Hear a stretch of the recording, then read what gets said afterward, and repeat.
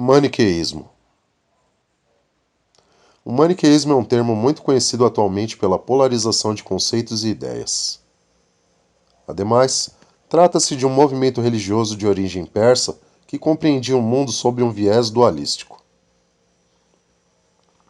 Fundado por Maniqueu no século III, o maniqueísmo nasceu como um movimento religioso que tem como principal característica o dualismo, baseado no antagonismo entre os conceitos de bem e mal, luz e trevas, corpo e alma. Na Idade Média, foi criticado por Santo Agostinho, que dedicou grande empenho para desmistificar a ideia do mal propagada por Maniqueu e seus seguidores. A princípio, o maniqueísmo foi um movimento religioso dualístico radical originado na Pérsia. Conforme essa doutrina, a vida nesse mundo é dolorosa e essencialmente cruel. Por outro lado, o bem reside em um mundo transcendental, na própria natureza divina. Apesar da nossa condição no mundo material, através do conhecimento podemos notar que mantemos uma conexão eterna e imanente com o mundo transcendental e, consequentemente, Deus. A salvação, portanto, está no conhecimento. Tomás de Aquino é o príncipe da escolástica, conhecido por elaborar as 5 vias que provam a existência de Deus. Maniqueu, o fundador do maniqueísmo. Maniqueu, também conhecido como Mani, nasceu no sul da Babilônia, atual Iraque. Fundou sua religião maniqueísta após receber uma revelação divina quando tinha apenas 24 anos de idade.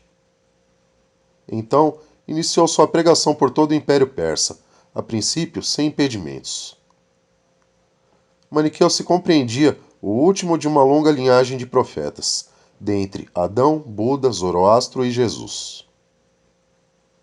Todavia, acreditava que, ao contrário destes, trazia uma mensagem universal que substituiria todas as outras religiões. Entretanto, com o tempo, conquistou a inimizade do rei, sendo condenado e preso por heresia. Seu julgamento durou 26 dias e é chamado por seus seguidores de a Paixão do Iluminado. Morreu por volta de 274 e 277 d.C., após sua condenação por esfolamento e crucificação. Dicotomia maniqueísta. O termo dicotomia tem origem grega e significa dividir em dois, e na filosofia é usado para denominar princípios opostos que expressem certa dependência entre si ou, em outras palavras, a divisão de um conceito em duas partes. O exemplo disso é a ideia de bem e mal, que fundamenta toda a doutrina maniqueísta. Afinal, no maniqueísmo são conceitos 2 princípios, o da luz e o das trevas. Estes são representados no ser humano pela alma corpórea, concebida como má, e a alma luminosa, vista como bem. Portanto, é recorrente na doutrina de Maniqueu a ideia de oposição e contrariedade dos conceitos, sendo este o principal e mais conhecido fundamento do maniqueísmo. Maniqueísmo e Santo Agostinho. No que concerne à origem do mal, a princípio, Santo Agostinho aceitou a solução dualista dos maniqueístas. Esta solução livra Deus da responsabilidade pelo mal, mas compromete sua onipotência, ou seja, seu poder sobre tudo, inclusive de fazer o mal deixar de existir. Devido a isto, o autor de Confissões passou a se identificar com o ponto de vista neoplatonista, de que o mal consiste em privação ou corrupção do bem, ao invés de algo substancial como faz parecer o maniqueísmo. Sendo assim, em sua maturidade filosófica, que também marca sua oposição ao maniqueísmo, Agostinho afirma que todo ser é bom, tal como foi criado por Deus. Cabe ressaltar que existem vários graus de ser e bem, mas, em suma, tudo que é real é bom em algum nível conforme determinada hierarquia.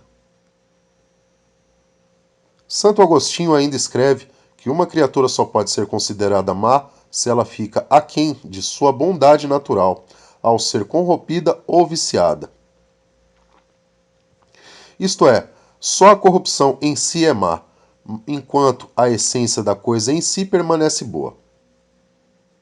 Portanto, o filósofo se distingue dos maniqueístas, pois não se conforma com a existência de um mal que contraponha o bem.